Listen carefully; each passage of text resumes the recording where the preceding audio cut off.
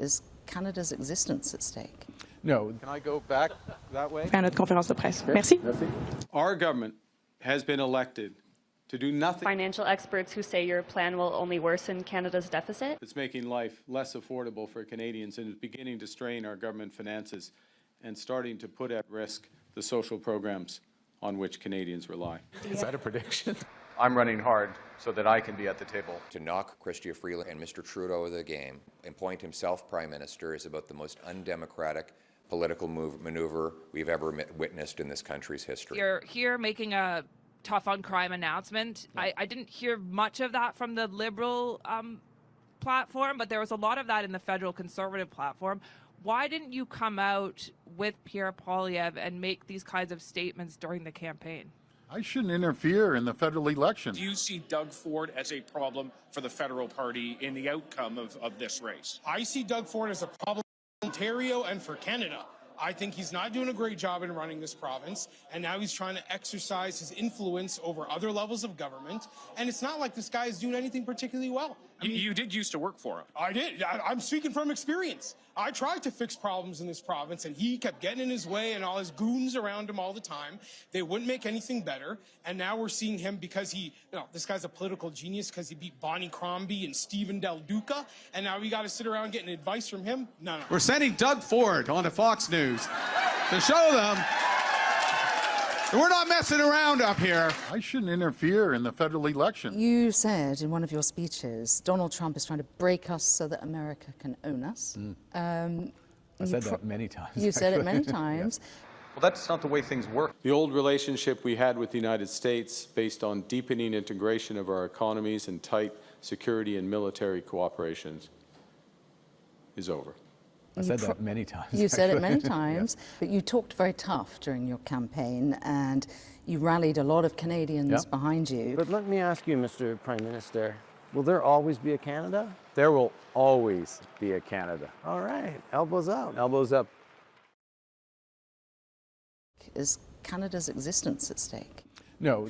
You seem now to be dialing it down a little bit. Was it politically advantageous to you? Canadians will see slogans, and there's a lot of ands in what I'm about to say, and you have to act, you have to catalyze, you have to build, and... Now, just a couple weeks after the election, there's conversations at least about further integrating the Canadian military with the U.S. about the Golden Dome. And on June 2nd, I will chair a major First Ministers meeting in Saskatoon to strengthen the partnerships that are needed to build one Canadian economy out of 13, and Canadians will see how our economic strategy is all interlinked. Look, I've been through all the numbers. I know all the numbers. But a budget, well, that will have to wait. Until when? We don't really know. Not a good plan for controlling the direction of the economy. I know how to count. And Canadians will see slogans. Elbows up. Elbows up. Well, that's not the way things work. What exactly the United States does next is unclear. The government will keep our tariffs on until the Americans show us respect. Prolonged global trade war would have severe economic consequences. It would reduce growth and increase unemployment. This could, in turn, have important ramifications for the financial system. With debt still at high levels, some households and businesses may be unable to keep up with payments.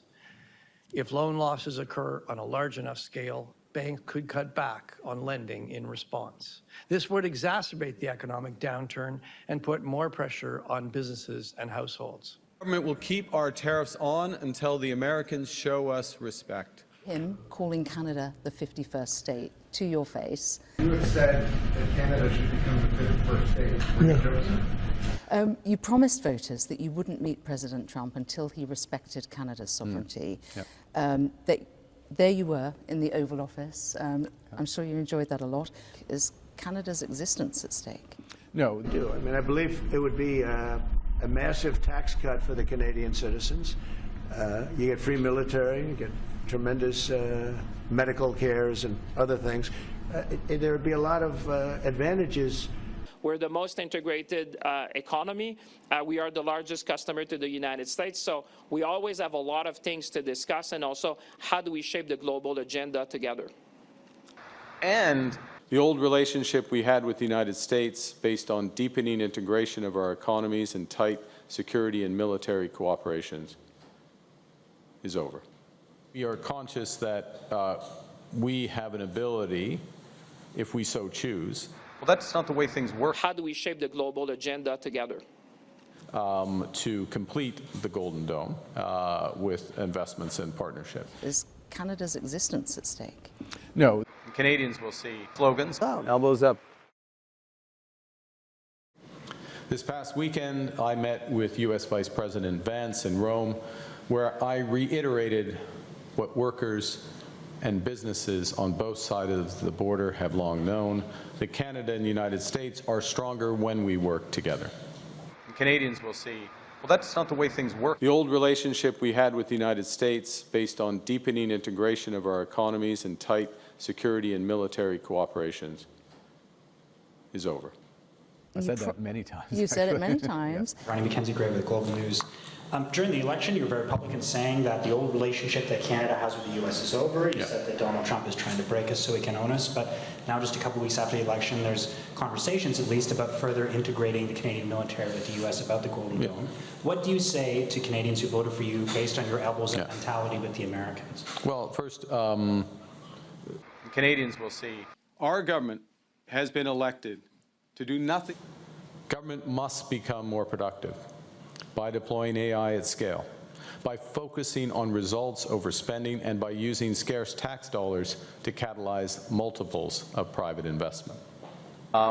Slogans, we can cut our way, which is what Pierre Poilievre wants to do. Think of how he's going to finance a middle-class tax cut that will reduce taxes for the 22 million Canadians who pay federal income taxes. How's he going to finance his big tax cut?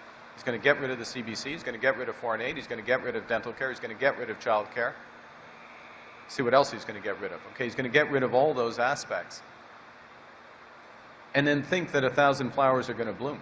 Well, that's not the way things work in a crisis. How's he going to finance his big tax cut? Is Canada's existence at stake? No. Slogans. Hi, this is Catherine with the Canadian Press. Your previously announced supports for Canadian workers have received criticism from both Labour leaders who say they're not enough, and from financial experts who say your plan will only worsen Canada's deficit. I'm just wondering if you can share, how do you plan to support Canadian workers as the trade war continues without blowing the budget? Do nothing. See, look, I've been through all the numbers. I know all the numbers. I know how to count. You have to act, you have to catalyze, you have to build. And there's a lot of ands in what I'm about to say. And build. You'll see. Faire notre conférence de presse. Merci. Can I go back that way? No?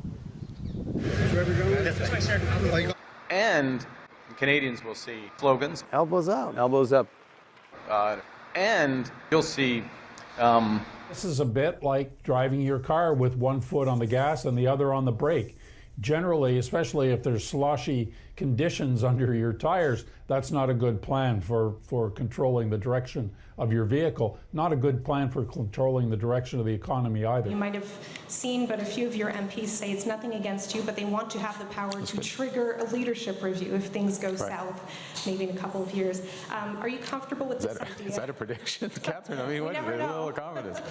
Are you comfortable with that idea so early in your mandate?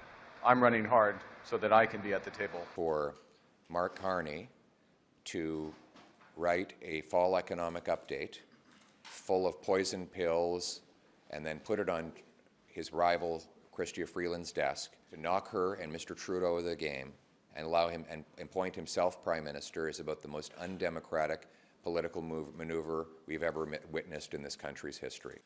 We are starting as we aim to go on.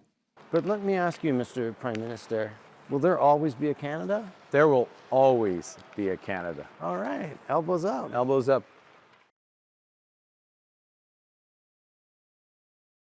Canadians will see the most undemocratic political maneuver we've ever witnessed in this country's history. I shouldn't interfere in the federal election. Why didn't you come out with Pierre Poilievre and make these kinds of statements during the campaign?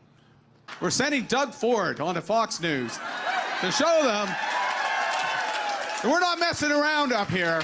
These are the challenges we must face and turn into opportunities.